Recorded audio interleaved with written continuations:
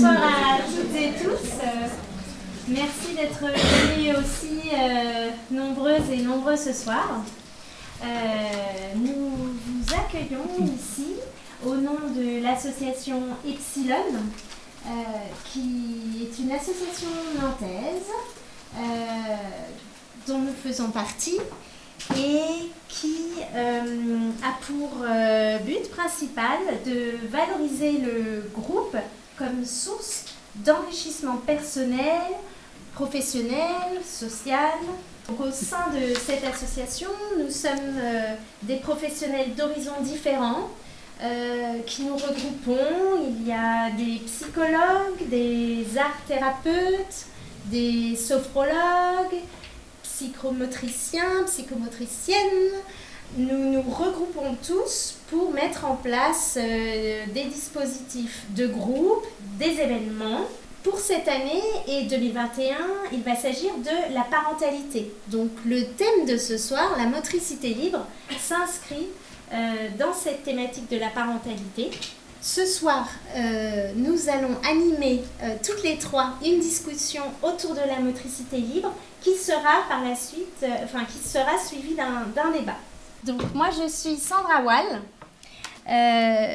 et en tant que danse thérapeute, j'interviens pour l'instant exclusivement dans le champ associatif et dans des dispositifs de groupe.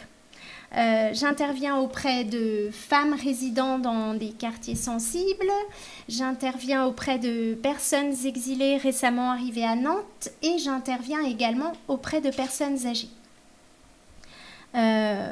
Pour résumer ma pratique, en fait, ça consiste à inviter le groupe à partager un moment où chacun peut s'exprimer et être à l'écoute des autres sans passer par la parole. Bonsoir, Karima Derkaoui, psychologue clinicienne d'orientation analytique.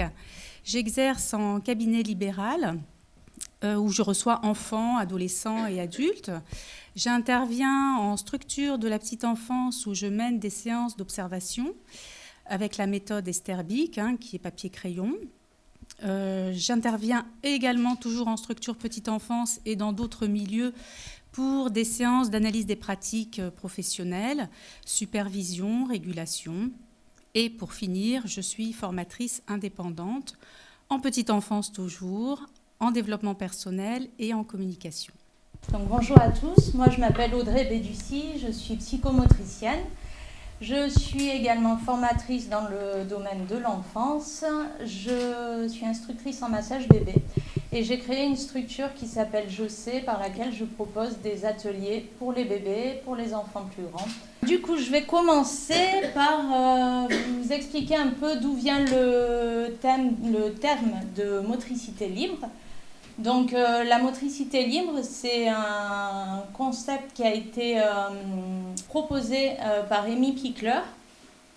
Amy Pichler, c'était une pédiatre hongroise qui s'est rendue compte pendant sa pratique de pédiatre qu'il y avait des différences au niveau des blessures des enfants des rues, issus des rues, des bidonvilles, et par rapport aux blessures des enfants issus de familles nobles et bourgeoises. Donc en fait, elle s'est rendue compte que les enfants qui étaient issus de la rue avaient des blessures beaucoup moins importantes et beaucoup moins graves que les autres enfants. Donc elle s'est demandé comment ça se faisait qu'il y ait une si grande différence entre les deux. Elle a fait des recherches, etc. Et elle s'est rendue compte, en fait, elle en est arrivée à la conclusion que les enfants des rues, qui avaient été habitués à vivre un petit peu tout seuls, à découvrir le monde tout seuls, avaient une meilleure connaissance de leur corps, de leurs limites corporelles et de l'environnement qui les entourait. Du coup, ils prenaient beaucoup moins de risques au niveau moteur et au niveau de tout ce qui était mouvement, etc. dans l'espace et dans l'environnement, que les autres enfants pour qui il y avait une attention assez focalisée sur eux, en fait. Et donc la motricité libre, qu'est-ce que c'est ? C'est le fait de faire confiance en l'enfant, en les bébés, mais aussi les enfants plus grands, ça ne concerne pas que les bébés. C'est le fait de laisser l'enfant libre dans sa découverte motrice et dans ses découvertes sur l'environnement en règle générale. Voilà, donc après, l'adulte va avoir un rôle d'observateur qu'on détaillera un petit peu plus tout à l'heure, mais voilà, dans la motricité libre, on fait vraiment confiance en les capacités de l'enfant et en tout ce qu'il peut faire tout seul et lui permettre de franchir les étapes les unes après les autres, mais selon son rythme à lui, sans imposer les étapes de développement qu'on pourrait imposer en tant qu'adulte. Alors, ce que tu viens de dire, moi, m'amène à poser une différence majeure entre ce qui est une acquisition et un apprentissage.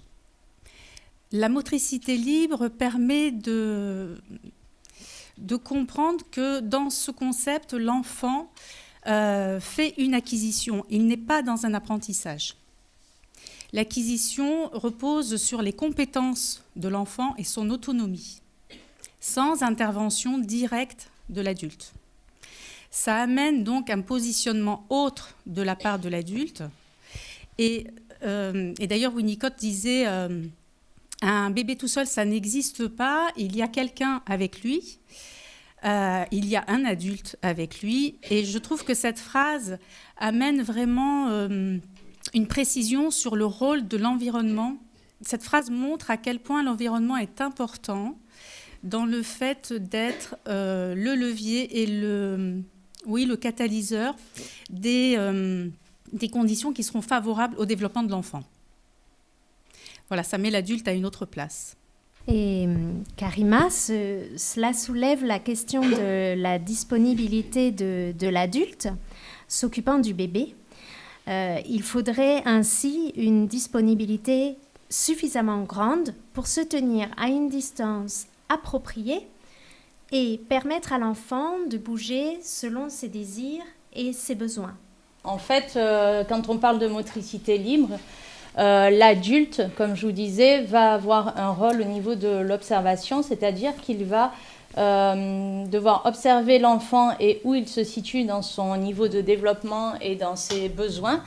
Et il va devoir être capable d'aménager l'environnement et le cadre dans lequel l'enfant va évoluer en fonction de son niveau de développement, en fonction de son âge, en fonction de son poids, de sa taille, de sa force, etc. Donc en fait, on ne va pas aménager un espace de la même manière que ce soit pour un bébé de 2 mois qui va être au tapis et qui va avoir un espace de jeu beaucoup plus restreint que pour un enfant par exemple de 12 mois qui va commencer à crapahuter un peu partout, qui va avoir des besoins différents, besoin de grimper, besoin de découvrir à un sens plus large l'environnement, etc. Donc voilà, donc en fait il s'agit vraiment de voir de quoi a besoin l'enfant et où il en est et d'adapter du coup l'environnement et le matériel à disposition en fonction de ses besoins. Alors finalement, ça amène l'adulte, qu'il soit professionnel ou parent d'ailleurs, à se placer et à interagir. C'est ce point qui est vraiment important, à interagir différemment avec l'enfant. C'est-à-dire qu'à ce moment-là, l'adulte devient garant du cadre que tu viens de dénoncer, Audrey, qui devient garant d'un cadre sécurisant et sécurisé, en tout cas suffisamment, pour que l'enfant puisse en faire son affaire. Voilà, l'enfant, il se débrouille très bien avec ça. Et l'adulte, dans ce contexte, passe d'une position d'éducateur qui dit comment faire à une position de tuteur. Alors, toi, tu parles de guide. Moi, je parle davantage de tuteur qui, lui, accompagne, soutient, observe. Voilà, ce sont des temps qui permettent d'observer justement l'enfant par le regard et la parole, qui sont des éléments de soutien et qui ne nécessitent pas, encore une fois, d'intervention directe et physique de l'adulte. Alors, c'est un changement de place et c'est un changement de culture aussi qui amène à lâcher sur des pratiques sécuritaires telles qu'elles nous ont été transmises, mais telles qu'elles sont mises en place aussi dans certaines structures de la petite enfance en raison d'une réglementation de sécurité et d'hygiène. Qu'est-ce que tu en penses, toi ? Écoute, tu as dit beaucoup. Moi, je rajouterais juste que l'adulte doit être un observateur bienveillant, qu'il doit être dans une observation active, c'est-à-dire que quand il va observer l'enfant et ses déplacements, ses activités, etc. Il va vraiment observer, c'est-à-dire qu'il va être acteur de cette observation et il va pouvoir rebondir, comme je vous disais, sur les besoins de l'enfant. Et voilà, et être capable justement de proposer différentes choses et de moduler les différentes propositions en fonction de l'évolution de l'enfant. Dans certaines pédagogies, type Montessori, on parle de l'enfant découvreur et de l'adulte comme étant un guide. Voilà, mais en motricité libre, pour moi, c'est la même chose. L'enfant est découvreur, il est acteur de ses découvertes. Et l'adulte va le guider dans ses découvertes et lui offrir la possibilité de découvrir tout ça. Toi, dans ta fonction de psychologue, comment tu abordes la motricité libre ? Alors, sur la question de la motricité libre, mes interventions ne s'adressent jamais directement à l'enfant, mais plutôt indirectement. Je reviens sur ma petite phrase de Winnicott. Un bébé tout seul, ça n'existe pas. Alors, en général, je travaille avec les adultes qui, eux, accompagnent les bébés et les enfants. Parents ou professionnels, encore une fois. Donc, c'est avec eux que j'aborde cette question. Et je leur transmets dans un discours qui n'est pas le même, parce qu'être parent et être professionnel, c'est pas la même chose. Pour ceux qui cumulent les deux fonctions, vous devez savoir ce que c'est. Et voilà, ce sont des compétences différentes. Et donc, je leur adresse dans un discours différent qui rejoint ce que tu viens de dire. Et j'insiste sur l'implication de la motricité libre, mais surtout le mouvement libre. Moi, je parle pas mal de ça, dans la construction du schéma corporel. C'est-à-dire la prise de conscience et la mise en place de la conscience des limites corporelles qui sont liées à la construction des limites psychiques. C'est-à-dire qu'avant que les enveloppes psychiques soient constituées, il y a d'abord une question d'enveloppe corporelle. Je vais l'expliquer un petit peu là et un petit peu plus loin. Le corps est très important dans la construction du jeune enfant parce que toutes les expériences passent par le vecteur corporel. Et Freud le disait très bien, le moi est avant tout un moi corporel. C'est-à-dire qu'avant d'avoir conscience de lui-même comme une entité psychique, il a d'abord conscience de lui comme une entité corporelle. Et avec les parents, j'aborde cette question de la motricité au cours de l'anamnèse, alors soit quand je les reçois en cabinet ou en crèche, où il m'arrive de faire des entretiens ponctuels avec les parents. À ce moment-là, quand j'aborde l'histoire de l'enfant, de la naissance, voilà, jusqu'à aujourd'hui. Alors c'est plus ou moins long, selon l'âge de l'enfant, évidemment. On aborde effectivement, j'aborde cette question de comment il s'est déplacé, comment il a bougé, à partir de quel mois il a fait ceci, cela. Enfin voilà, on fait un peu le tour d'horizon des acquisitions à travers l'anamnèse. Du coup, Karima, là, tu as un peu introduit la notion de schéma corporel, donc chez les psychomotriciens. On travaille énormément avec cette notion-là, que ce soit dans les bilans, dans les prises en soins, etc.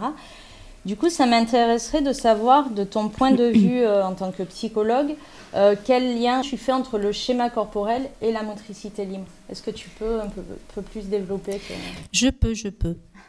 un peu. Alors, considérons avant tout qu'un enfant qui se déplace dans l'espace est un enfant qui se déplace dans sa tête.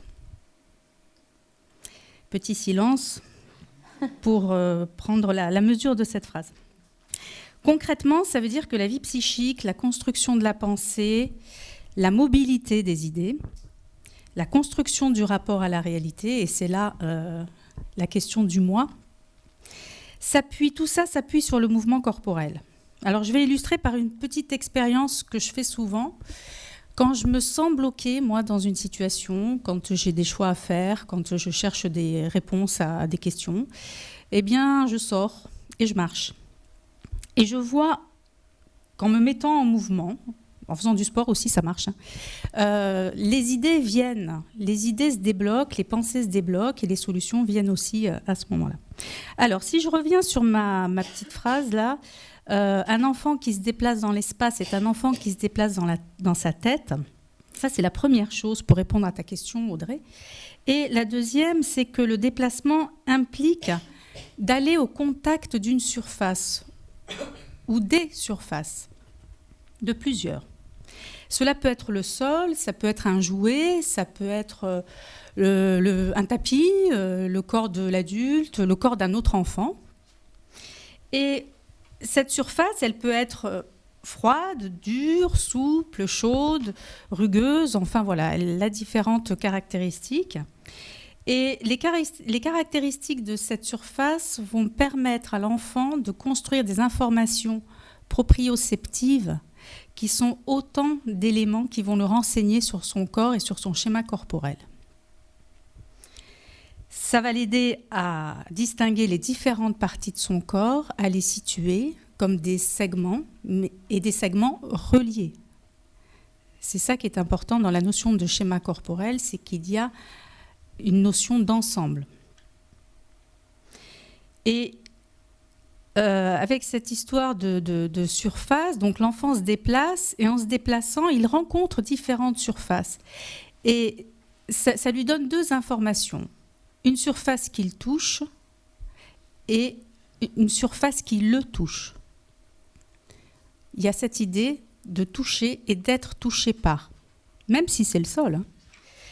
Et j'indique souvent aux professionnels et aux parents aussi l'importance pour l'enfant de vivre pieds nus. Et oui, il ne perçoit pas les mêmes sensations quand il est chaussé et même quand il est en chaussettes. Quand il est pieds nus, il reçoit plus facilement ces informations. Voilà, en tout cas, au niveau cérébral. Et ce sont ces expériences sensorielles qui contribuent à la construction du schéma corporel. Et ces sensations, ces expériences sensorielles, il peut les découvrir en se déplaçant. Voilà, la boucle est bouclée. Un enfant qui se déplace dans l'espace est un enfant qui se déplace dans sa tête. Karima, tu parles de toucher et être touché. Donc cela peut s'entendre au niveau corporel, proprioceptif, mais également par le regard ou la parole, comme tu l'as mentionné. Est-ce que tu utilises ces 3 niveaux de lecture dans ta pratique ? Alors, en crèche, je n'interviens, encore une fois, jamais directement auprès des enfants. Sauf quand ce sont eux qui viennent vers moi et ça arrive. Moi, je suis là en observation de situation. Eux voient bien qu'il y a quelqu'un qui n'est pas là d'habitude, quelqu'un qui ne fait pas la même chose que les autres et ils viennent souvent vers moi. C'est très rigolo. Ta question, elle est intéressante parce qu'elle renvoie à la fonction du regard et de la voix dans la construction de la vie psychique, justement. Et on voit comment un bébé réagit très très jeune à un visage qui se penche au-dessus de lui. Il y a des expériences qui ont été faites avec des masques. Donc un masque qui reprend un visage humain fait réagir un bébé. Parce qu'il reconnaît les sourcils, les yeux, le nez, la bouche. Et alors, encore plus quand ce masque n'est pas un masque, justement, qu'il y a bien un visage humain qui s'illumine, qui dit quelque chose, qui transmet quelque chose, on voit comment le bébé se met en mouvement. Et c'est ce que Winnicott appelle le dialogue tonique, parce qu'il se passe quelque chose à ce moment-là sur le plan corporel, parce qu'il se passe aussi quelque chose sur le plan psychique, et rétroactivement en fait. Voilà, via la voix et le regard. Et je trouve que c'est un soulagement pour les adultes, qu'ils soient professionnels ou parents encore une fois, de se rappeler qu'ils peuvent intervenir par le regard et la voix, sans nécessairement intervenir physiquement. Quand on intervient physiquement, souvent on coupe quelque chose qui ne nous appartient pas. Voilà, peut-être que Sandra, tu as envie de continuer là-dessus, sur l'articulation corps, pensée, mouvement. Enfin, qu'est-ce que t'évoques, toi, le dialogue tonique ? Je dirais que la mise en mouvement du corps et celle de la pensée sont effectivement indissociables. Je commencerai par évoquer la dimension corporelle. Rudolf Laban, qui était pédagogue, et Irmgard Bartoniev, qui était physiothérapeute, tous les deux des théoriciens de la danse, ont développé des approches du mouvement, aujourd'hui encore essentielles à l'observation du corps en mouvement, et notamment en danse-thérapie. Donc le premier, Laban, a élaboré des outils d'analyse du corps spatialisés, c'est-à-dire en termes de volume, de tridimensionnalité et de rapport à l'espace environnant. La deuxième, Bartenieff, a étudié les structures corporelles mises en marche quand la personne bouge. Ce que je veux dire, en fait, c'est que dans les deux cas, il s'agit d'accompagner le mouvement corporel par l'observation, bien sûr, du mouvement et de soutenir la personne dans sa recherche de mobilité. Le bébé, puis l'enfant, va expérimenter autour de lui, dans un rayon de plus en plus large, à travers le mouvement. Il passera ainsi par différents schèmes ou phases de coordination de mouvement qui se succéderont pour lui permettre de développer une mobilité fluide et complexe. Et donc l'enfant le fera à partir d'appuis solides vers un objet d'attention. La mise en mouvement du corps appelle ainsi celle de la pensée, qui est elle-même déclenchée par des mouvements préalables, ainsi de suite. Quand l'enfant bouge, il sent qu'il bouge et il perçoit les résonances de ces mouvements qui vont elles-mêmes appeler d'autres mouvements, etc. Donc là, si je bouge, je sens les parties de mon corps bouger dans l'espace et en fait, voilà, je dois modifier mes appuis, encore plus en talons, enfin, voilà. Mets-toi pieds nus. L'idée, c'est que je bouge, je sens que je bouge et en fait, je vais adapter mes appuis en fonction. Évidemment, je l'ai fait plusieurs fois avant, donc je connais. Mais le jeune bébé est en apprentissage constant et va évoluer en découvrant des nouveaux appuis à chaque minute. Donc il s'agit de modifier ces appuis pour s'équilibrer. Il faut retenir justement qu'un bébé va acquérir toutes les étapes petit à petit selon son rythme à lui, son propre rythme, et qu'il n'a pas besoin d'être mis dans des positions, je pense notamment à la station assise. Il n'a pas besoin que l'adulte le mette assis, même s'il tient assis, du moment que c'est pas lui qui est arrivé à cette position assise, c'est qu'il n'est pas prêt à être assis. Il n'est pas prêt parce que quand il va être mis assis trop tôt et qu'il ne s'est pas mis tout seul dans la position assise, il ne va pas avoir la musculature nécessaire pour tenir correctement assis et surtout pour ne pas se fatiguer dans cette position. C'est une position qui va être extrêmement fatigante pour lui et qui va du coup bloquer toutes ses découvertes avec l'environnement. C'est-à-dire que si on met un bébé assis, le premier quart d'heure, on va dire, il va peut-être commencer un petit peu à explorer, puis très rapidement, il va se figer et il ne va plus explorer les jouets, l'environnement qui l'entoure, etc.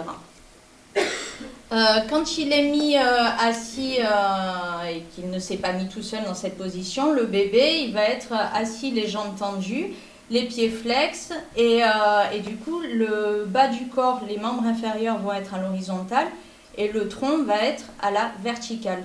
Et il n'a pas justement les muscles qu'il faut encore pour coordonner les mouvements entre le bas du corps et le haut du corps.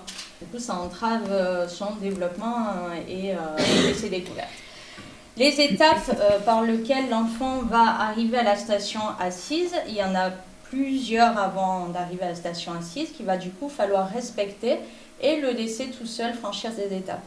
Donc les étapes, on a d'abord le retourner, si vraiment on est dans la motricité libre, normalement ça se fait du dos vers le ventre et pas du ventre vers le dos.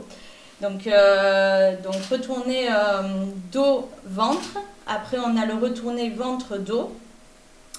Après, on a le ramping en arrière, c'est quand ils commencent à ramper mais qu'ils n'arrivent pas à aller vers l'avant et qu'ils vont vers l'arrière.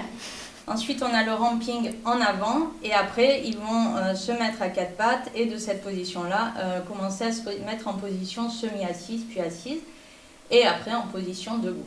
Donc, vous voyez qu'avant d'être assis, de se mettre assis. Il y a vraiment plein d'étapes et toutes ces étapes vont apporter beaucoup au bébé et vont être fondamentales parce qu'il va apprendre plein de choses qui vont lui servir pour plus tard, notamment par exemple quand il est sur le dos. Le bébé, quand il est sur le dos, il va se rouler en boule, il va découvrir ses pieds, il va découvrir que son corps qu'il a un corps unifié en fait, avec des jambes, des bras, des pieds, des mains, et qu'il a un contrôle sur tout ça. Donc tous ces apprentissages-là, il les apprend grâce à cette étape-là qu'on va lui laisser le temps de découvrir tout seul. Par exemple, quand il rampe en arrière ou même en avant, là, il va apprendre sur tout ce qui est coordination des mouvements et dissociation. Il va apprendre sur la coordination entre le bas du corps et le haut du corps, et entre le côté gauche et le côté droit, qui plus tard va lui servir à tenir l'équilibre, à marcher, à sauter, etc., etc. Donc dans chaque étape, il y a des acquisitions qui doivent être acquises et qui lui serviront plus tard. Après, il y a des enfants qui ne passent pas par le même niveau de développement, mais à partir du moment où c'est leur rythme et qu'on est vraiment dans une motricité libre, c'est pas dérangeant, quoi. C'est vraiment l'enfant et ses besoins à lui sur le moment et où il en est. Du coup, moi, j'ai parlé des avantages de la motricité libre au niveau corporel. J'aurais bien aimé savoir au niveau psychique quels sont les avantages de la motricité libre. Bien, il y en a plusieurs, en tout cas moi j'en vois plusieurs. Déjà, je voudrais souligner qu'on parle de développement psychomoteur. Voilà. On parle pas que de développement psychique ou que de développement moteur. C'est comme psycho-affectif. Donc psychomoteur, ça montre bien l'articulation entre le psychisme et le niveau corporel. Alors, le premier intérêt que je vois à ça, c'est que chaque enfant a son propre rythme de développement. Alors, ça paraît une évidence, dit comme ça, mais c'est bien une réalité et c'est bien complexe finalement de l'admettre, hein, parce qu'on a tendance à se référer à des normes du développement. Dans les structures, moi je vois aussi parfois soit les parents, soit les professionnels, mais surtout les parents, qu'ils ne m'en veuillent pas de dire ça, mais comparer les niveaux de développement, ou même à la maison, à l'intérieur d'une fratrie. Hein, l'aîné faisait comme si, à cet âge-là, il faisait... Bon, voilà. Donc le premier intérêt que j'y vois à cette motricité libre, c'est chaque enfant a son propre rythme de développement et la motricité libre lui permet d'aller où il veut, quand il le peut. Le deuxième intérêt, c'est que cette démarche, elle favorise l'individuation de l'enfant, au sens que c'est une manière de reconnaître sa subjectivité, sa singularité. Il est un, avec un U majuscule. C'est un processus de séparation.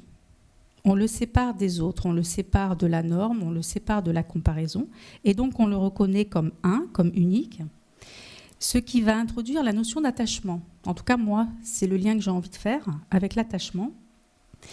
Et la motricité libre est un élément aussi qui permet d'avoir des indications sur le type d'attachement de l'enfant. Va-t-il s'éloigner ou pas, progressivement, ou beaucoup? Voilà, donc c'est aussi un indicateur de la qualité de l'attachement et de la sécurité affective de l'enfant. Et puis, le troisième intérêt que j'y vois, c'est qu'en instaurant cette démarche, parce que c'est une démarche en fait, eh bien, on donne à l'enfant la possibilité d'évoluer naturellement, encore une fois, à son rythme, et on donne aussi aux adultes la possibilité d'observer, d'être un petit peu à distance de l'enfant, de lui laisser un périmètre de liberté et d'observer qu'est-ce qu'il fait, voilà, quand il se déplace, qu'est-ce qu'il fait, vers quoi il va, comment il se manifeste, qu'est-ce qu'il aime, qu'est-ce qu'il n'aime pas, et de proposer des ajustements, alors qu'ils peuvent être des ajustements au niveau de l'aménagement de l'espace, au niveau des propositions ludiques, au niveau de la présence, enfin un tas d'aménagements. Qui vont favoriser la confiance de l'enfant en lui-même et qui vont aider les adultes à se poser des questions quand le développement de l'enfant s'éloigne de la norme finalement. Du coup, toi Sandra, est-ce que tu peux nous expliquer le parallèle que tu fais entre la motricité libre et la danse-thérapie ? En tant que danse-thérapeute, mais également en tant que danseuse, Je travaille autour de l'organisation du geste et la globalité du corps en mouvement. Le concept de motricité libre appliqué à la danse reflète pour moi le fait de s'écouter, d'aller là où le corps me mène, de suivre mon intuition, évidemment tout en adaptant mes appuis, comme je l'ai montré tout à l'heure, et ma coordination de mouvements, lesquels, je le rappelle, font eux-mêmes appel à la motricité libre acquise dès l'enfance et que j'ai cultivée ensuite au travers de ma pratique de la danse. D'un autre côté, revisiter les phases successives de coordination de mouvements, ou aussi appelées schèmes, ou les phases que tu as évoquées, d'ailleurs, ce sont les mêmes, hein, Audrey. Donc, revisiter ces phases fait aussi partie de ma pratique en tant que danse-thérapeute, notamment auprès des publics fragilisés, afin que la personne puisse s'approprier ou se réapproprier progressivement la mobilité de certaines parties de son corps et aussi de renforcer l'ancrage du corps dans le sol à travers différents appuis. Mais je te retourne la question, Audrey. Est-ce que tu utilises la danse ou le mouvement improvisé dans ta pratique et vois-tu des ponts entre la motricité libre et la danse, le mouvement ? Alors nous, les psychomotriciens, on a l'habitude d'utiliser des médiations pour travailler avec nos patients. Et les médiations, elles sont choisies déjà en fonction de la pathologie ou de la difficulté à travailler, en fonction des centres d'intérêt du patient, mais aussi en fonction des centres d'intérêt du psychomotricien et de ses compétences, enfin de ce qu'il sait faire, etc. Donc il y a des psychomotriciens qui par exemple peuvent travailler avec la médiation animale, il y en a d'autres qui peuvent travailler avec la médiation danse, musique, etc. Moi je travaille avec le théâtre et du coup j'utilise beaucoup le théâtre, quelle que soit la population que je rencontre. Et avec les enfants, du coup, quand j'utilise le théâtre, je suis dans la liberté au niveau de l'appropriation des consignes, dans la mesure où je vais proposer une consigne. Et après, les enfants, surtout les plus jeunes, peuvent détourner cette consigne et se l'approprier à leur manière, en fait. Bon, bien sûr, dans un respect de cadre et du groupe en règle générale. Mais en fait, cette liberté dans l'appropriation des consignes, ça va apporter plein de choses. L'enfant, il va aller vers un imaginaire qu'il n'aurait peut-être pas eu s'il s'était fermé sur ma consigne à moi. Et même moi, ça va me faire découvrir des choses auxquelles je n'aurais pas pensé et ça va me permettre de rebondir sur d'autres choses que je n'aurais pas forcément eues si l'enfant n'avait pas fait ses propres propositions. En plus de ça, quand je propose des ateliers, que ce soit en atelier théâtre ou en crèche, moi je vais arriver avec mes propositions, mon matériel, etc. Et l'enfant, lui, il peut décider de rentrer dans l'atelier ou pas, ou de juste être observateur. En crèche, par exemple, je vais proposer des parcours psychomoteurs ou des mouvements avec des foulards de danse, de musique, etc. Et l'enfant, du coup, il a ce matériel à disposition et après, s'il a envie d'en faire complètement autre chose, il est totalement libre. Par exemple, le parcours, il peut décider de... Moi, par exemple, j'installe une pente en me disant ils vont la descendre et l'enfant, il peut décider du coup de la grimper dans l'autre sens. Voilà, donc tout ça, ça va être dans une liberté de mouvement. Ce que tu viens de dire sur la liberté de mouvement, et puis moi j'ai envie d'étendre à la question de la liberté au-delà du mouvement, la liberté en général. Je veux dire par là qu'à partir de la question de la motricité, l'enfant va expérimenter quelque chose de sa liberté. Et que ça l'amène à en faire l'expérience, et que cette liberté, elle est quand même un fondement de la condition humaine et des droits de l'enfant. C'est pas très vieux, la Convention internationale des droits de l'enfant, 1989. Et donc l'enfant est libre. On peut étendre cette notion de liberté au jeu. On parle de jeu libre 9 fois sur 10, c'est pas vraiment du jeu libre. Le jeu libre a encore des caractéristiques très précises que Winnicott, mon doudou, mon chouchou, hein, c'est un peu Winnicott, et il les développe très bien, les caractéristiques du jeu libre. Je reviens donc à la notion de liberté qu'on retrouve dans le jeu libre, qu'on retrouve dans le déplacement, mais aussi la possibilité de disposer de son doudou. On le retrouve aussi dans l'alimentation, avec la diversification menée par l'enfant, par exemple, où il vit, il expérimente la liberté de se nourrir pour quelque chose qui lui est proposé, mais il a une latitude là-dedans. C'est donc, je pense, fondamental de passer par la motricité libre qui amène enfants et adultes à faire l'expérience d'un premier niveau de liberté, finalement, à partir du mouvement. Et je veux juste rajouter que ça paraît fondamental pour se construire. Effectivement, tu as parlé du jeu libre.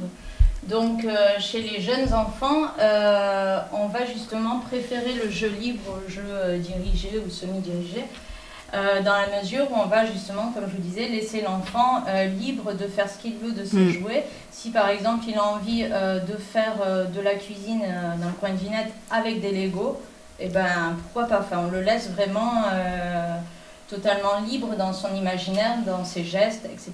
Bon, bien sûr dans un certain cadre, mais voilà, on va le laisser vraiment explorer toutes ces découvertes. Et du coup, dans des structures ou même à la maison, si on propose un atelier à l'enfant, on va être dans une démarche de jeu semi-dirigé, dans le sens où on va proposer à l'enfant quelque chose, on va lui montrer, on va lui donner le matériel, et après on va lui laisser le choix de faire ou de ne pas faire l'activité proposée. Pour les jeunes enfants, c'est vraiment important d'être dans cette dynamique-là. Ensuite, moi je vais étendre la notion de liberté aux apprentissages dans beaucoup de pédagogies, mais plus précisément les pédagogies dites alternatives. On est dans cette logique de liberté de mouvement, de motricité libre, dans le sens où on va laisser l'enfant libre dans ses choix de découverte, libre dans le matériel qu'il va utiliser. C'est toujours dans un cadre précis, mais voilà, si l'enfant à ce moment-là il a envie d'aller vers la géographie ou vers les maths, tout l'environnement est adapté et est pensé pour lui permettre d'être libre dans ses mouvements, libre de circuler dans la classe et libre d'aller vers les domaines dont il a besoin et dont il a envie sur le moment. Voilà, donc la liberté motrice, on va dire, c'est vraiment pas que le bébé, ça va à l'enfant et puis même après chez l'adulte, notamment avec ce que tu disais sur la danse-thérapie, etc. Karima, toi tu parlais de la liberté pour se construire. Est-ce que tu pourrais étayer tes propos quant à la liberté de mouvement et la notion de construction à l'âge adulte ? Oui, alors c'est l'intérêt notamment de l'approche Montessori, mais pas que. C'est l'intérêt de toutes les approches qui prennent appui sur l'expérience, qu'on appelle donc des pédagogies expérientielles. Et ça va au-delà de la motricité libre. Ces approches, elles prennent pour point de départ la liberté et l'idée que l'individu porte en lui son propre développement. Auprès des adultes, que ce soit dans des lieux de vie, des lieux de soins, et même dans le monde de l'entreprise, où on parle de management agile, elles produisent des effets intéressants. Ça revient à laisser émerger les compétences de chacun, la singularité et la créativité de chacun dans un milieu souple, c'est-à-dire un milieu capable d'accueillir ça. Et j'ai envie de dire que c'est à chacun de s'affranchir de contraintes et de s'autoriser de lui-même à remettre sa liberté au centre de sa vie et de respecter finalement sa nature profonde. La question de la motricité libre, alors étendue à la liberté, c'est finalement un état d'esprit. Je vais rebondir sur le milieu souple dont tu parles, Karima. Ce milieu souple, c'est pour moi la condition première pour que la liberté d'être puisse s'exprimer, que ce soit à l'enfance ou l'âge adulte. La liberté d'être implique un espace suffisant autour de soi dans lequel on peut se mouvoir librement. Parfois, s'autoriser, entre guillemets, pourra être initié par les mots, et dans d'autres situations, il sera plus facile de l'expérimenter premièrement à travers le mouvement corporel. Au niveau de l'espace personnel entourant la personne, Rudolf Laban nommait cet espace la kinésphère. C'est aussi un concept repris par Benoît Lesage, qui est théoricien notamment en observation du mouvement et en danse-thérapie. Cette notion de kinésphère, est-ce que tout le monde est familier avec l'homme de Vitruve, voilà. Et en fait, la kinésphère, il faut imaginer, pour ceux qui ne connaissent pas ce terme, il faut imaginer une bulle qui m'entoure et qui, voilà, si je lève le pied derrière, voilà, qui serait aux extrémités, à mes extrémités, dans n'importe quel mouvement, voilà, que je ferais étant debout sur mes deux pieds à cette place. Et donc nous avons tous nos kinésphères autour de nous. Le mouvement corporel a une influence proprioceptive directe sur la personne et apportera une conscience affinée de chaque partie du corps en mouvement par rapport à la partie du corps en appui au mouvement. Et il s'agit de trouver des appuis solides et fiables pour permettre un degré plus élevé de liberté de mouvement dans d'autres parties du corps. En d'autres termes, si je reprends l'idée de la bulle, de la kinésphère autour de nous, l'idée va être de pouvoir se déplacer librement et faire des mouvements de plus en plus amples, tout en s'adaptant en fait à l'espace qui m'entoure et donc inévitablement aux autres kinésphères qui entourent les autres personnes présentes. Donc ça, c'était le niveau de l'espace personnel qui entoure la personne. Un second niveau, la personne en mouvement dans un espace, donc modifie par là même cet espace et sa relation aux autres dans cet espace, comme on vient de le dire, et sa liberté de mouvement va donc s'exercer simultanément avec celle des autres. Donc, en fait, pour reprendre l'idée de milieu souple, Karima, du coup, moi j'imagine cette kinésphère autour de nous, souple, malléable ou résiliente. Résiliente au sens de la propriété physique d'un matériau. En fait, le matériau qui se comprime ou qui se déforme et qui, après, retrouve sa forme originale. Et en fait, on pourrait imaginer cette kinésphère souple qui peut se moduler en fonction de l'espace environnant et des personnes qui le composent. L'idée donc, c'est que cette kinésphère, donc, qui se trouve à mes extrémités, voilà, si moi-même je choisis, juste pour ajouter un dernier détail, si moi-même je choisis de me contracter et de prendre la forme d'une très, très rapprochée, ma kinésphère va inévitablement aussi se fondre et m'envelopper.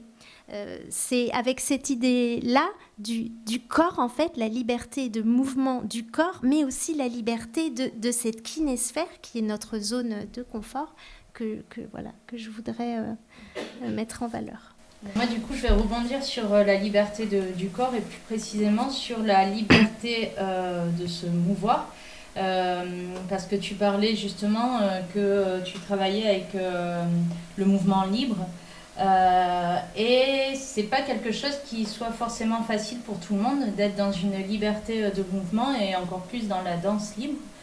Du coup, je me demandais comment tu fais avec une personne pour qui justement ça bloque un peu et pour qui n'arrive pas à être dans des mouvements libres de danse. Oui, alors là, spontanément, je j'imagine la situation et je pense que je commencerai par exemple, une exploration de la marche, quelque chose d'habituel, de quotidien. Je pourrais après explorer la marche avec arrêt. Donc ce serait une exploration simple de l'espace qui rejoint la description faite par André Boulanger de ce qu'il nomme l'effet spatial du geste, lequel chez l'enfant permet, dit-il, de planifier des mouvements d'exploration en fonction d'un projet spatial. Donc en fait, ce que je veux dire par là, c'est utiliser la marche, qui est quelque chose que nous faisons quotidiennement, en lui donnant des directions dans l'espace. Et je pourrais aussi imaginer poser des contraintes quant aux trajectoires tracées dans l'espace. Par exemple, se déplacer selon des trajectoires directes ou le long de lignes. Imaginer des lignes au sol, par exemple. Ou alors se déplacer selon des trajectoires indirectes ou des courbes. Et là, c'est l'ensemble du corps qui va s'adapter différemment à ces deux types de marche. La liberté de mouvement, elle passe aussi souvent par des contraintes. Alors je sais qu'on parle beaucoup de la motricité libre, le terme de libre est assez fort, mais paradoxalement, c'est souvent à travers des contraintes ou des règles du jeu, si vous voulez, qui sont posées en début d'exploration, que la personne va pouvoir trouver parfois plus facilement un chemin vers une motricité plus libre ou vers un mouvement plus libre. Plus les contraintes s'additionnent et guident le mouvement, presque pas à pas, parfois, moins la crainte se fait sentir de devoir être créatif ou force de proposition. Je l'ai moi-même expérimenté, des cours d'impro. Alors allez-y, je mets une musique et le chorégraphe va lancer un thème. Et bon, là, même danseur très expérimenté, on se regarde. Il y a une grande hésitation. Bon, pour y aller comme ça, c'est pas facile. Donc, en tant que danseuse, quand le professeur ou le chorégraphe impose des règles très précises, des règles du jeu, que ce soit spatial, en qualité de mouvement, ou pour moi, c'est plus facile, d'entrer dedans. Et donc, c'est la même attitude, je pense, que j'adopterais, Audrey, s'il y a blocage ou hésitation. D'ailleurs, en tant que danse-thérapeute, je suis souvent force de proposition moi-même, surtout en début de séance.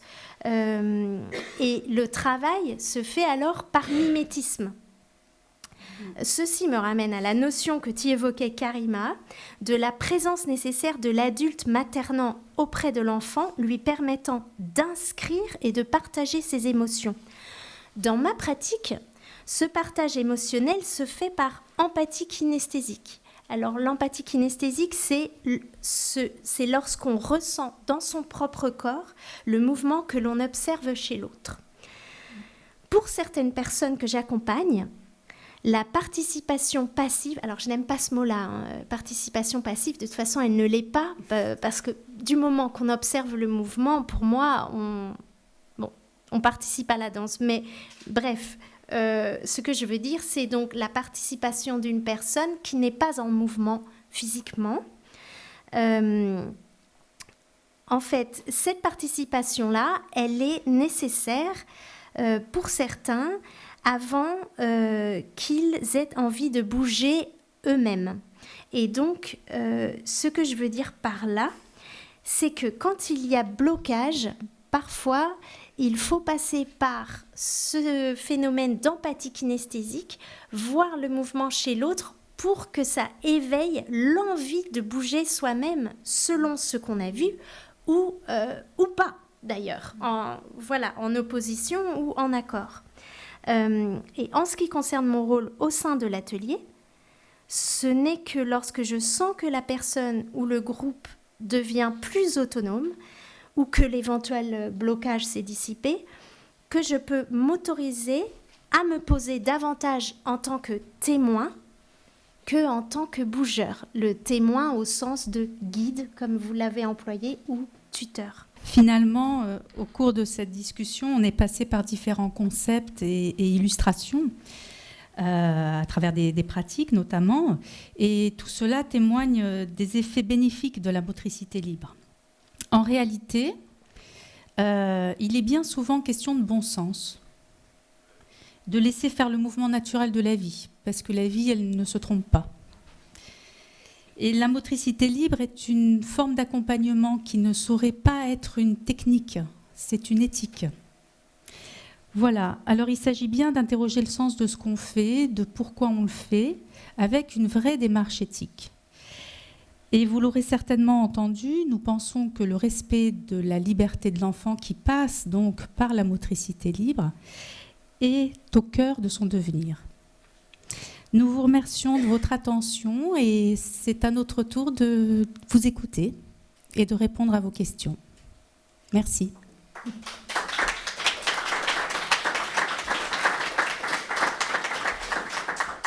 De jeunes enfants, je travaille dans une crèche et je voulais vous demander, donc, de la part aussi de mes collègues, quelque chose qu'on rencontre de manière très récurrente, c'est comment aborder tous ces thèmes-là avec les parents.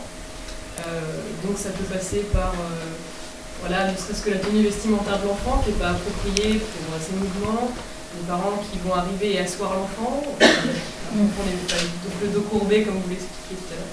C'est un peu délicat de l'aborder. Les parents qui me répondent aucun de mes enfants n'est passé par le 4 pattes, donc c'est pour ça que je l'assois. Enfin, c'est toujours délicat, tout en respectant leur façon de penser, sans être jugeant, etc. Est-ce que vous avez des conseils peut-être? Alors, moi j'ai envie de dire déjà dans un premier temps, mais je pense que vous l'avez un peu dit, ne pas se mettre les parents à dos.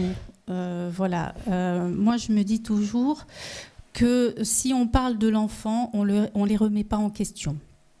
Plutôt que de leur dire il ne faut pas faire comme ci, ou il ne faut pas faire comme ça, ou il faudrait mettre une tenue plus adaptée, plus confortable avec votre enfant, mais simplement de pointer l'intérêt de l'enfant.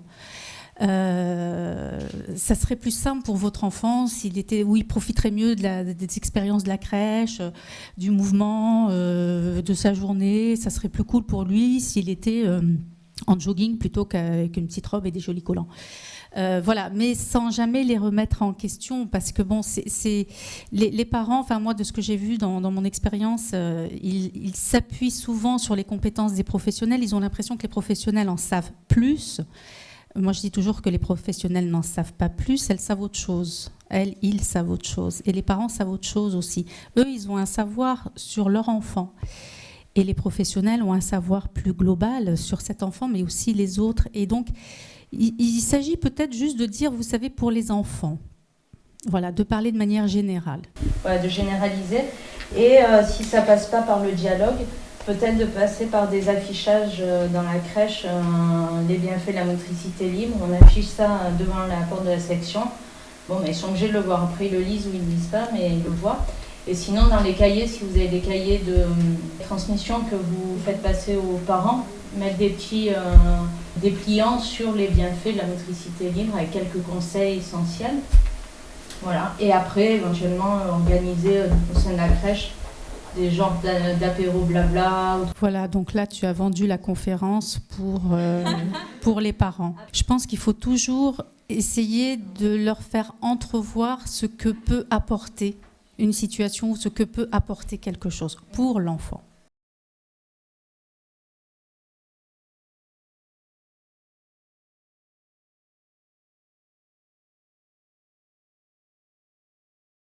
Déjà, le bon sentiment, ça dépend avec qui. Si c'est avec les parents ou quelqu'un d'autre, déjà. Et ensuite, que ce soit... Enfin, pour moi, ça ne va pas être pareil pour tout ce qui est alimentaire que pour l'habillage, par exemple, ou pour un câlin. Parce que nous, les adultes, on a tout le temps envie de leur faire des câlins, des bisous, etc. Mais là, sur ça, l'enfant, il a le droit de ne pas vouloir, de ne pas avoir envie de bisous, de câlins, ou de ne pas faire de bisous plus tard, quand il est plus grand. Voilà. Donc sur des choses comme ça, oui, c'est hyper important d'écouter l'enfant. de lui faire comprendre que lui aussi il a son choix à dire et voilà, il a ses choix. Pour l'alimentaire, alors moi je suis pour le fait de laisser l'enfant manger, découvrir avec ses doigts et manger comme il a envie, etc. Complètement. Après, quand on est parent, on ne peut pas s'empêcher de penser que mon enfant il mange que ça tout le temps, est-ce qu'il ne va pas avoir des carences? Donc il y a aussi en tant que parent des limites. Et après, sur la notion de change, un enfant qui a besoin d'être changé, il va falloir le changer. Bon, en crèche, quand l'enfant refuse, parce que ça lui arrive de refuser le change, on le laisse tranquille. Et puis une autre professionnelle, parce que c'est une autre voix, c'est un autre visage. Elle n'a pas contribué à l'histoire qui s'est écrite les 15 minutes précédentes. Donc c'est une nouvelle interaction qui se met en place et l'enfant bien souvent accepte. Voilà, moi je pense que c'est ça. On diffère, on revient. Il y a des enfants qui parfois prennent leur repas de manière complètement décalée en fait, parce que au moment où c'est l'heure de manger pour tous, c'est pas l'heure pour lui. Et donc c'est comme ça qu'il manifeste sa singularité. Et si on entend ça et si on lui dit d'accord, t'as pas faim tout de suite, tu mangeras tout à l'heure. On le respecte, on entend son propre rythme, son propre besoin, il se sent reconnu, tout va bien. Et il ne mourra pas de faim. Hein. Voilà, il mangera, mais de manière décalée. Et le change, c'est pareil. Oui, après le change, c'est pareil, il y a des limites. Si c'est une urgence de change, on va quand même le changer. Maman, par certains mouvements, je crois, de l'Ukraine, qui défendent de plus en plus l'idée que l'enfant c'est la pratique de l'évacuation naturelle et que l'enfant, s'il ne veut pas être changé, il peut rester plusieurs heures dans son urine, voire dans ses excréments. Qu'est-ce que vous en pensez de ça? Au nom de la liberté de l'enfant qui, à un moment donné, ne veut pas se laisser effectivement changer. Qu'est-ce que vous en pensez de ça? Il y a des limites à tout, y compris à la liberté. Donc moi, je pense qu'à un moment donné, il y a la notion de confort de l'enfant. C'est pas confortable. Il y a des enfants qui manifestent pas grand-chose quand ils sont souillés. Il y en a, on sent que ça les interrompt dans leur jeu, ça modifie leur humeur aussi. Donc voilà, je pense qu'à un moment donné... Je ne sais pas, peut-être mettre le curseur un peu au milieu. L'équilibre, ça fait du bien quand même de ne pas se dire, on se précipite dans la salle de change, mais pas dire non plus, on attend 5 heures ou plus. Parce qu'il y a aussi la question de l'état cutané. Et finalement, Karima, c'est aussi en fonction de, je pense, de l'appréciation de l'adulte maternant.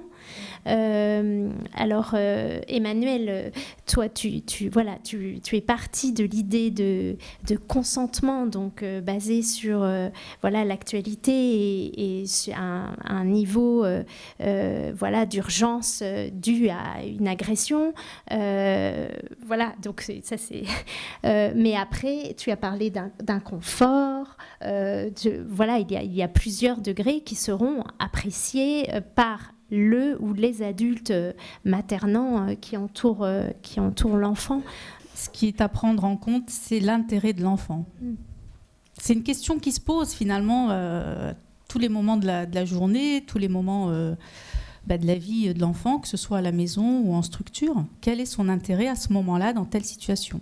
Après, la liberté, elle peut être dans la manière dont on va changer l'enfant. Si c'est un enfant qui n'a pas envie d'être allongé, on peut peut-être trouver, surtout s'il tient debout bien sûr, on peut peut-être trouver des techniques pour le changer debout ou assis. On va un petit peu écouter pourquoi il n'a pas envie d'être changé finalement et essayer de répondre de trouver une solution pour le changer, mais dans une position qui lui correspond mieux finalement. En fait, dans ce que vous décrivez, vous parlez plusieurs fois, mais en fait c'est la notion de cadre un peu contenant. Vous disiez que l'enfant, il connaît quelque part ses besoins, mais que le parent il peut aussi être là quand même pour faire en sorte que ce besoin il soit comblé sans danger. Il n'y a pas d'éducation sans contrainte. Si on n'inflige, alors entre guillemets, jamais rien à l'enfant, il n'y a pas d'éducation non plus. Il n'y a pas de prise en charge, enfin, ça dépend dans quel contexte on est, d'accompagnement, d'éducation, de prise en charge. Voilà, il y a une part de contrainte. Sinon, effectivement, c'est de l'abandon à ce moment-là. Il y a des choses sur lesquelles l'adulte, forcément, il va agir. Déjà pour tout ce qui va être sécurité de l'enfant. Quand l'enfant se met en danger ou qu'il y a des choses dangereuses pour l'enfant, ben là, c'est bien entendu le rôle de l'adulte d'agir. Pareil, par exemple, pour le sommeil, les jeunes bébés, des fois, ils sont tellement fatigués qu'ils ne peuvent plus trouver le sommeil. Donc, c'est aussi aux parents ou aux professionnels de connaître le rythme de l'enfant et de peut-être anticiper sur ça. Donc voilà, il y a des choses qui sont forcément du domaine de l'adulte et que on va proposer à l'enfant et un peu imposer finalement. Voilà. Après, il y a des manières de les proposer et il y a des choses sur lesquelles on peut être beaucoup plus souple parce que finalement, c'est pas si important. Par exemple, pour un enfant plus grand, si un jour il veut pas prendre son bain, voilà, c'est pas très grave. Voilà, il y a des choses sur lesquelles on peut tout à fait laisser le choix à l'enfant et être plus souple.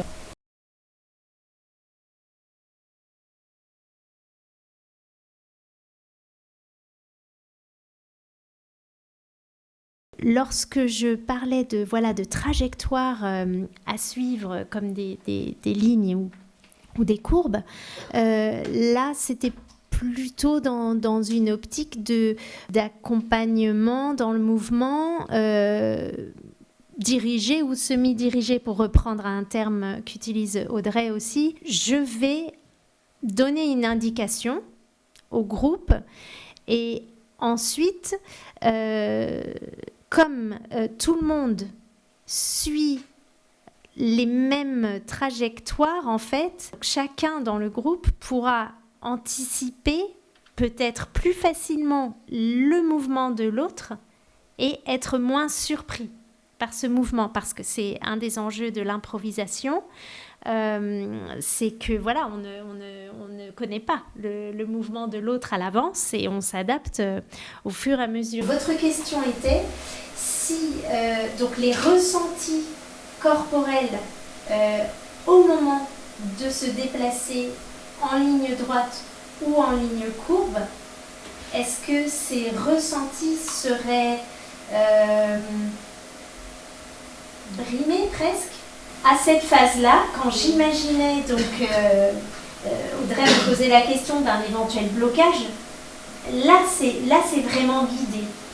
Pour après, en fin d'atelier, ou voire sur les autres ateliers, arriver à plus d'autonomie, de plus en plus d'autonomie, voilà, et pour arriver à une phase où l'expressivité pourra s'exprimer plus libre. Mais là, non. Là, c'est donc, j'imagine, une contrainte et qui peut être forte d'ailleurs. Et ce qui est intéressant, c'est de se déplacer que selon des lignes et que selon des courbes. Et après, se donner la liberté de se déplacer selon les deux. Et après, voilà, en fait, d'accroître de plus en plus les choix possibles pour après réexpérimenter ce qu'est la liberté de mouvement quand la contrainte, voilà, quand on s'en est débarrassé en fait.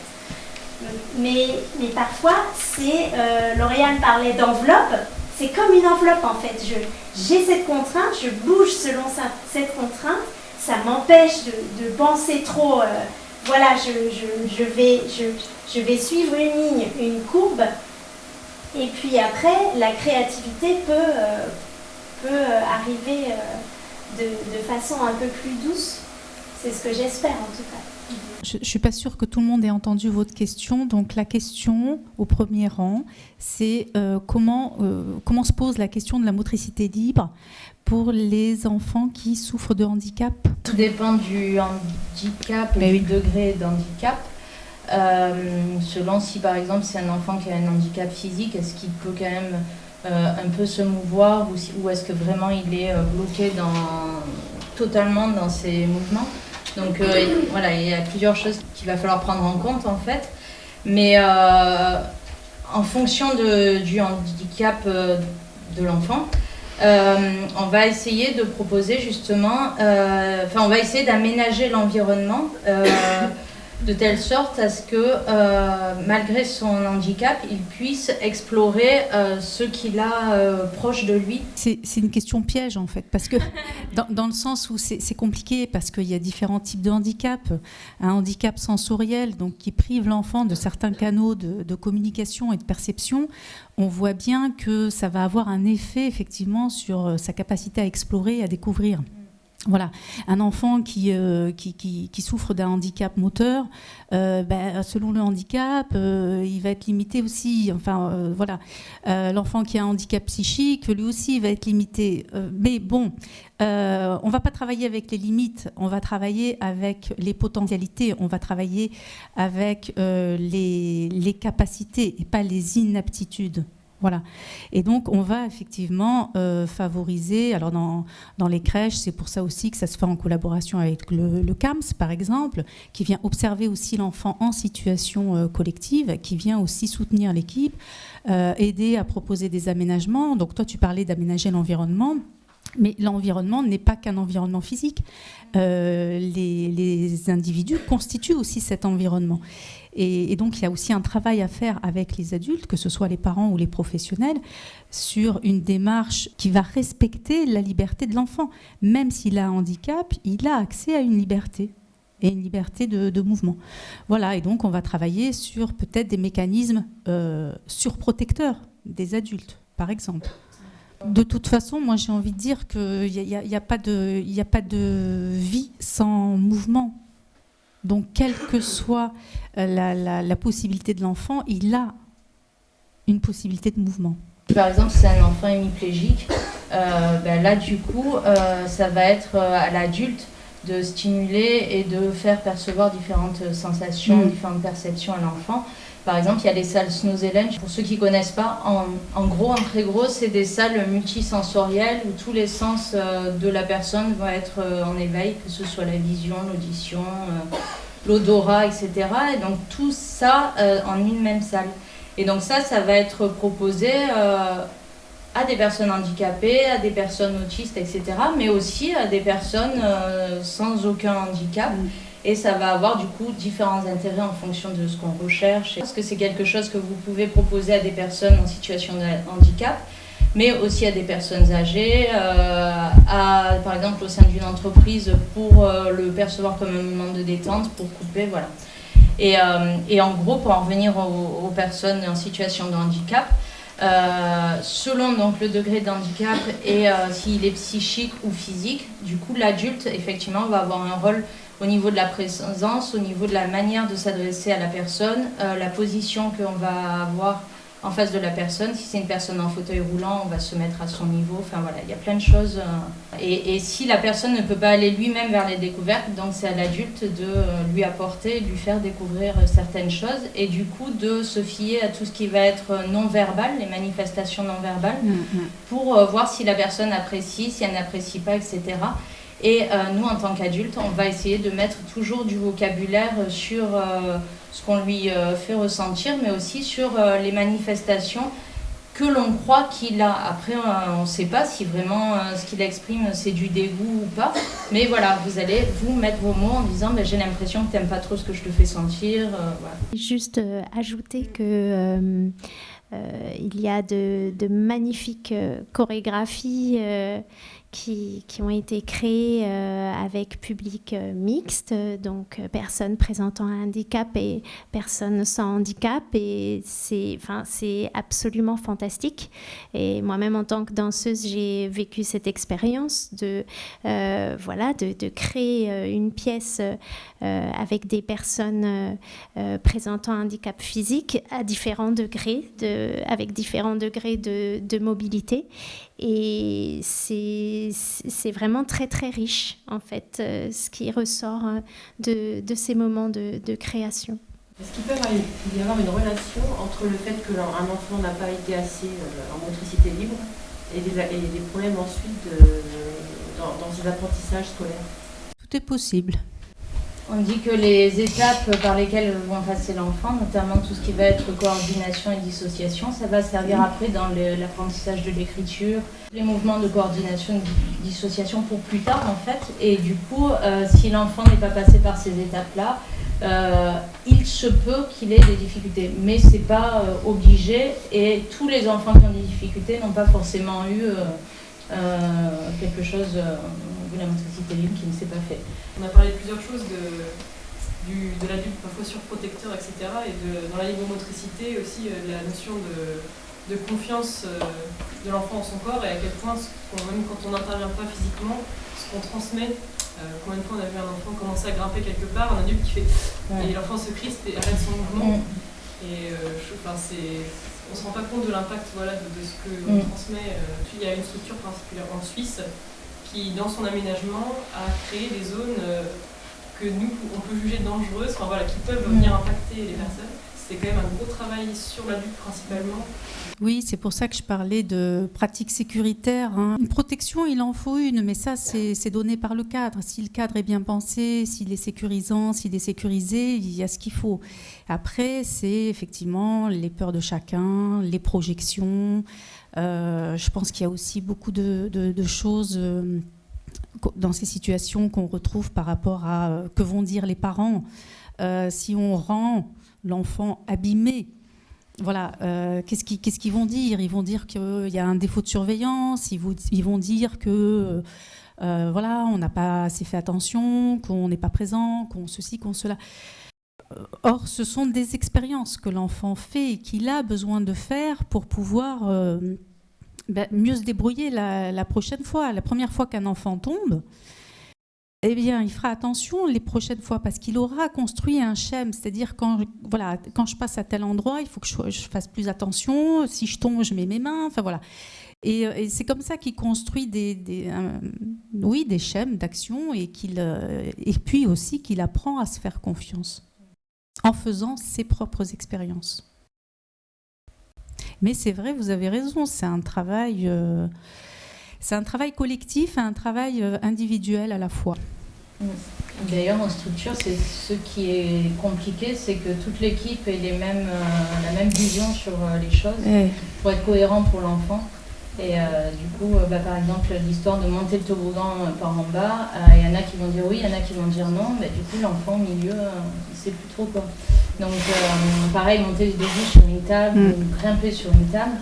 En fonction des professionnels, on a le droit, avec d'autres, on n'a pas le droit. Donc, ce qui est important, c'est d'être vraiment cohérent au sein de l'équipe et de l'autoriser ou de l'interdire. Et même si, par exemple, on décide de l'interdire, c'est la manière d'intervenir une fois qu'il est debout. Est-ce que c'est lui sauter dessus en disant je te descends, ou est-ce qu'on va rester calme et dire écoute, t'es monté, je te laisse descendre tout seul. D'où peut-être mon insistance sur la non-intervention, en tout cas la non-intervention physique. On peut intervenir par la parole et par la parole et par le regard. On peut aussi imposer peut-être quelque chose comme un soin qu'on juge nécessaire à ce moment, même si l'enfant n'est pas tout à fait d'accord, en l'accompagnant par la parole. C'est d'ailleurs, en tant que danse-thérapeute, ce qui m'avait vraiment marqué, j'avais vu un documentaire sur Amy Pickler, et là j'avais vu une nourrice parler à l'enfant, en fait lui dire ce qu'elle allait faire, lui dire comment elle allait le faire, et voilà, d'une voix très douce, accompagner les gestes de la parole, c'est-à-dire, l'adulte impose à certains moments des actions, mais informe l'enfant, le bébé, de qui il s'occupe. Moi, je suis sage-femme libérale et on est souvent confronté à de tout petits boulots qui ont une plagiocéphalie ou effectivement le crâne qui s'apatrie à l'arrière ou sur un côté. Et du coup, nos conseils, c'est de favoriser le portage ou de passer l'enfant régulièrement sur le ventre. Mais du coup, c'est l'adulte qui vient passer. Oui, mais là, Parce que soit il est resté trop sur le dos ou sur des supports peut-être pas adaptés, transat. Des choses qui l'empêchent d'avoir une motricité. Je pense que s'il avait été tout le temps sur un tapis assez ferme à pouvoir bouger sa tête, si on n'avait pas eu cette contrainte mécanique sur le crâne, mais du coup, là, on a tendance à devoir intervenir comme ça en favorisant le passage sur le ventre, mais que l'enfant n'a pas acquis lui-même. Ouais. Il y a des limites dans la motricité libre, et là, là forcément, c'est pour son bien-être, donc tant pis, on va pas faire de motricité libre et on en fera après. Et par contre, favoriser le portage le plus possible, parce que ça reste de la motricité libre, parce que quand il est porté, l'enfant, il a une découverte sur le monde extérieur, et si on porte bien l'enfant, il est assez libre quand même dans ses membres inférieurs et supérieurs, et il est contenu. Donc pour l'enfant, c'est plutôt pas mal. Pareil pour les enfants qui ont des régurgitations. Du coup, au lieu de le mettre en transat, si on peut, on le porte en écharpe pendant la digestion. Moi, je trouve que le portage, c'est vraiment bien, surtout pour les tout petits. C'est vachement rassurant. Bon, alors, normalement, motricité libre, il n'y a pas de chaise haute, il n'y a pas de parc, etc. Après, pour certains enfants, justement, si on doit choisir une chaise haute, on va prendre les chaises hautes semi-allongées avec des positions intermédiaires.